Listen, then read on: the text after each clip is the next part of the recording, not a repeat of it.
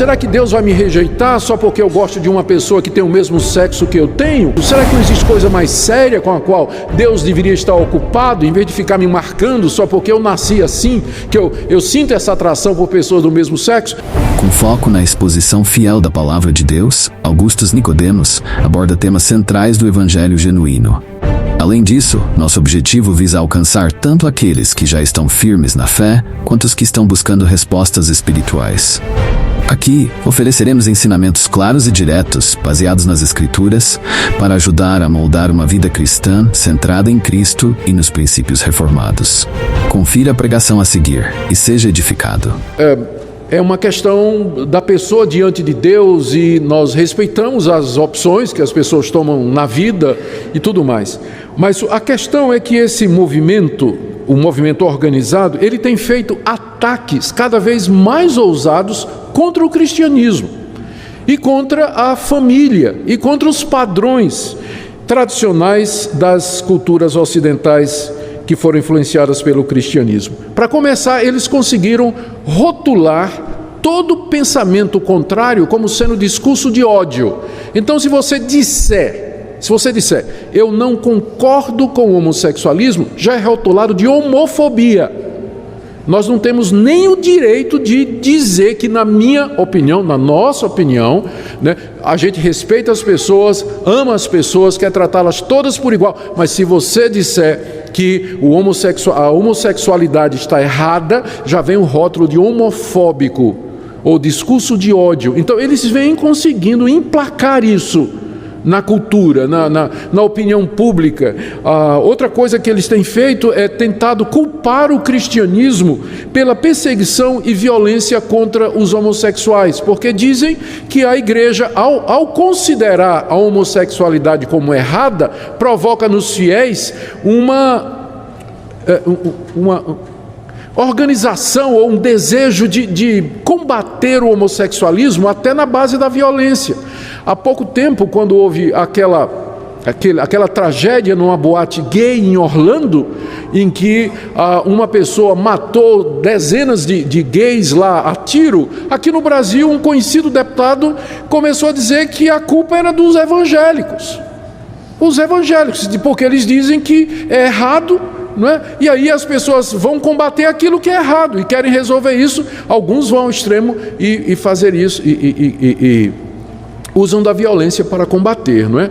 Esquecidos de que quem promove massacre de pessoas assim não é o cristianismo que tem feito isso, de forma nenhuma. Ao contrário, muitos desses crimes são feitos por homossexuais que brigam entre si. Muitos desses chamados crimes de homofobia é praticado por outros homossexuais que acabam se desentendendo e assim por diante. Mas a mídia consistentemente ela vem fazendo essa campanha, escolhendo a maneira como dá a notícia para dizer que se um homossexual ele foi agredido ou ele foi atropelado, que é homofobia. E às vezes não é nem isso de fato que está acontecendo, não é? Mas, e agora, e mais recentemente, entre outras tentativas, né, que esse movimento ativista tem feito, vem de criminalizar a opinião.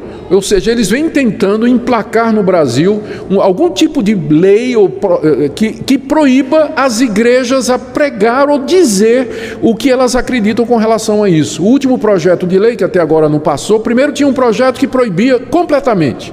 Depois eles viram que não passava e fizeram uma alteração. O primeiro projeto era o PL 122 de 2006. Esse não passou. Depois eles tentaram fazer uma composição dizendo o seguinte: não, os evangélicos podem dizer que o homossexualismo ou homossexualidade está errada, mas dentro do templo, dentro das igrejas, fora não pode. Então, por exemplo, esse sermão que eu estou pregando aqui não poderia estar sendo transmitido pela internet para o mundo todo, como está sendo agora, se aquela lei passasse. Não é? Porque dizia que se for falar desse assunto é só dentro do templo. E é claro que a dificuldade que eles estão encontrando para passar é que a Constituição brasileira assegura liberdade de crença, liberdade de consciência e liberdade religiosa. Então está na nossa Constituição, são direitos civis fundamentais. direitos civis fundamentais. Mas há essa tentativa constante, organizada e persistente de criminalizar a opinião a respeito desse assunto. Os cristãos, eu acredito, eles respeitam a decisão de cada pessoa. A gente sabe que cada um dará contas de si mesmo a Deus. Se uma pessoa quiser seguir esse caminho, é uma decisão que ela vai tomar e nós vamos respeitar essa opinião, mas a posição. Mas eu tenho o direito de dizer que eu considero aquela atitude como qualquer outra, ou como qualquer outra coisa da vida. Eu posso dizer que eu não concordo, que eu acho errado, que esse tipo de comportamento ou de atitude, ela vai contrário àquilo que eu acredito. Chama-se liberdade de expressão, que o movimento vem tentando tirar, rotulando a nossa opinião sobre isso de discurso do ódio. Então, por conta disso, esse assunto tem ganhado uma dimensão muito grande na mídia e até no meio evangélico também. E quando a gente vai tratar desse assunto, a gente tem que tratar com muito cuidado, não é? E também procurando ser justo para não exagerar ou deturpar as posições ou as opiniões das pessoas a respeito disso. Infelizmente, um número grande de igrejas evangélicas ao redor do mundo se renderam à pressão desse movimento.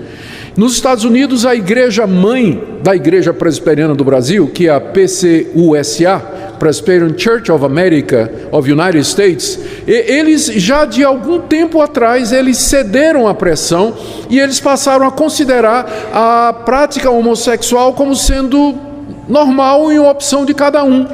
Passou a aceitar como normal. O passo seguinte foi aceitar o casamento gay. E o passo seguinte é que agora tem pastores e pastoras gay também, não é? Lá na Igreja Presbiteriana dos Estados Unidos, que foi a igreja de onde veio a nossa. Apenas para deixar muito claro, porque de vez em quando o pessoal fica pegando no meu pé, não é? E no pé de vocês também. A Igreja Presbiteriana nos Estados Unidos, a Igreja Presbiteriana aceita esse tipo de coisa. Você tem que dizer, não é a mesma coisa da Igreja Presbiteriana do Brasil. Nós rompemos com essa igreja em 1950.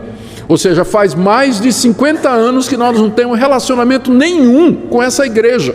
Não temos relacionamento. É outra denominação que a gente nem considera como igreja irmã, não é, por conta dessas atitudes que ela vem tomando. Mas também muitas igrejas metodistas, igrejas luteranas, igrejas episcopais e outras igrejas, elas vêm cedendo à pressão e vêm aceitando o casamento gay, vêm aceitar. Agora mesmo a Igreja Batista teve uma confusão, porque teve uma Igreja Batista que fez um casamento gay, e a Convenção Batista se reuniu e discutiram durante um tempo, acabaram desligando a igreja da Convenção Batista, não é? Acabaram desligando, mas já começou também no meio batista e em outros meios também, e infelizmente a pressão é muito grande. Surge a chamada teologia inclusiva, que é uma tentativa de teólogos do movimento de explicar que a Bíblia não proíbe a homoafetividade e que nós estamos muito enganados quando a gente lê passagem como essa que nós estamos aqui, que nós temos diante de nós,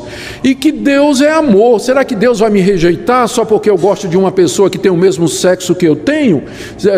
Não é? Deus vai me rejeitar por conta disso? Será que não existe coisa mais séria com a qual Deus deveria estar ocupado, em vez de ficar me marcando só porque eu nasci assim, que eu sinto essa atração por pessoas do mesmo sexo? Então, esses teólogos, eles tentam justificar à luz da Bíblia, né? E chega ao extremo de dizer que Davi e Jonatas, né, tinham aquela relação homoafetiva, porque numa certa passagem Davi diz assim, Jonatas, o teu amor é melhor do que o amor de mulheres. Ao pessoal, olha aí.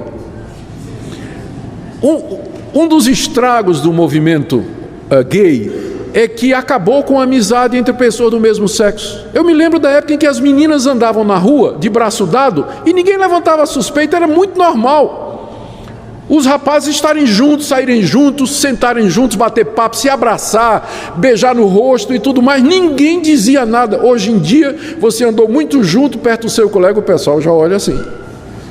Então o movimento conseguiu acabar com essa coisa bonita, que é a amizade entre pessoas do mesmo sexo, que era a amizade que Davi tinha por Jonatas. Chega ao ponto de dizer que Jesus e João tinham também essa relação. Porque na noite em que foi traído, Diz lá que Jesus foi traído, João encostou a cabeça no ombro de Jesus e perguntou: quem é o traidor? Está vendo? Eles dizem. Mas houve uma época em que um rapaz podia encostar a cabeça no ombro de outro e era perfeitamente normal.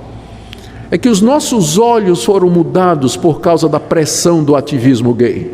Nós passamos a ver maldade onde ela não havia e passamos a enxergar determinadas coisas onde elas nunca estiveram antes.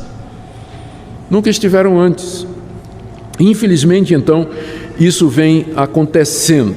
Bom, o que está em jogo realmente para os cristãos que creem na Bíblia como a palavra de Deus é essa questão. Como é que então nós devemos encarar a questão da homossexualidade? E meu objetivo nessa noite é expor o que o apóstolo Paulo escreveu sobre este assunto aqui nessa passagem. O verso 26 e 27 do capítulo 1 da carta aos Romanos tratam exatamente desse assunto. Antes de começar a exposição do texto, deixe-me limpar o terreno e esclarecer aqui alguns pontos sobre o que o Paulo está dizendo e, na verdade, o que é que ele não está dizendo. Acho que eu vou começar com o que Paulo não está dizendo, ou o que é que ele não está proibindo aqui, ou vou tentar dizer como é que algumas pessoas acham que esse trecho deveria ser lido. Em primeiro lugar, a posição mais contundente contra essa passagem é daqueles que dizem que Paulo aqui, ele está simplesmente refletindo o pensamento da época dele, em que os gays eram vistos com preconceito e que os homossexuais eram perseguidos, queimados e apedrejados. Então Paulo aqui, ele era inspirado por Deus, mas ele era humano também, então ele está pensando como homem da sua época. Portanto, isso aqui não vale para nós hoje, porque reflete o pensamento de 2000 anos atrás, quando ninguém sabia direito que essa questão da homossexualidade, que é uma coisa que é genética, que, enfim, é inevitável, a pessoa já nasce desse jeito. Paulo não tinha como saber naquela época, então ele, como todo mundo, achava que a homossexualidade era uma coisa errada. Logo, essa passagem não vale para nós hoje, é o que muita gente diz. Mas a verdade é outra. A verdade é que na época de Paulo, o pensamento era diferente. Embora Paulo tenha nascido judeu, ele nasceu numa cidade grega de Tarso, na Cilícia, e era cidadão romano. E a homossexualidade era bastante comum no mundo greco-romano em que Paulo viveu. Aristófanes, um famoso dramaturgo grego que viveu alguns anos antes de Cristo, ele disse numa certa ocasião que a homossexualidade era tão comum na cidade de Atenas que ele estava certo de que a maioria de sua audiência era de homossexuais. Os livros de história nos dizem que dos 15 primeiros imperadores, 14 eram homossexuais. Nero era casado com um homem. Então era extremamente, quando não tolerado, era encorajado. A pederastia, que é o envolvimento de homens com meninos, era vista como sendo uma maneira do menino galgar a maturidade. Era considerado normal isso aí. Então Paulo não está refletindo o espírito da época, ele está indo ao contrário do espírito da época dele. Ele não está condicionado pela cultura, ele está indo contra a cultura dos seus dias. Os judeus que eram contra esse pensamento eram uma minoria. O Israel e os judeus que lá estavam representavam uma porção ínfima do vasto Império Romano, civilização gigantesca de alcance mundial. Os judeus não tinham influência nenhuma. O pensamento dominante era que aquilo era visto como uma coisa comum. A bem da verdade se diga que tinha alguns filósofos e alguns poetas que questionavam a prática homossexual, mas no geral era aceito no mundo de Paulo. Normalmente, então, ele não está aqui falando como uma pessoa que está bitolada pela cultura da época dele, ao contrário, ele está indo contra aquilo que era aceito como normal nos seus dias.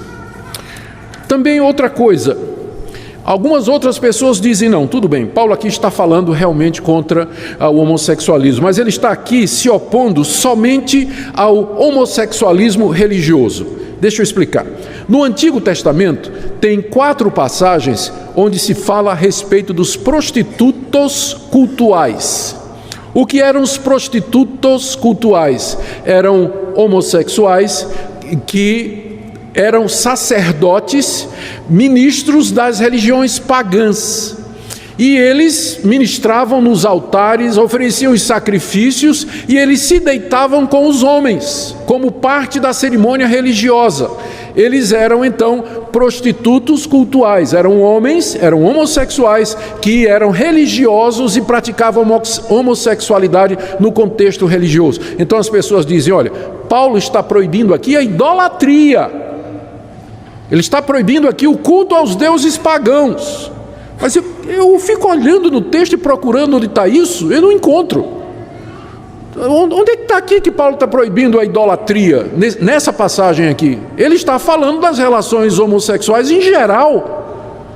Não está destacando que, não, eu sou contra a homossexualidade que faz parte, que leva à adoração de deuses estranhos ou você se envolver no culto pagão. Onde é que está isso aqui no texto? Paulo não está falando disso.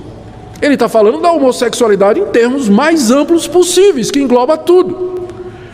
Outros dizem assim, não, isso aqui o apóstolo Paulo está apenas criticando a pederastia ou a pedofilia que era muito comum nos seus dias. Tá bem, até poderia ser se tivesse só o verso 27, mas e o verso 25 que diz de mulher com mulher? Isso não é pederastia. Então, Paulo não está falando de pederastia, pedofilia, ele está falando de, independente da idade, de relações homossexuais, independente da idade, e tanto de mulher, como de homem como homem. Mais uma vez, é uma tentativa de tirar a força dessa passagem. Se você gostou deste vídeo e quer continuar sendo abençoado com mais conteúdos poderosos, não se esqueça de se inscrever no canal Ecos da Salvação. Isso ajuda você a não perder nenhum dos próximos vídeos com pregações impactantes do Reverendo Augustus Nicodemos. Deixe seu gostei, compartilhe com seus amigos e familiares para que mais pessoas sejam tocadas pela palavra de Deus. Deus te abençoe.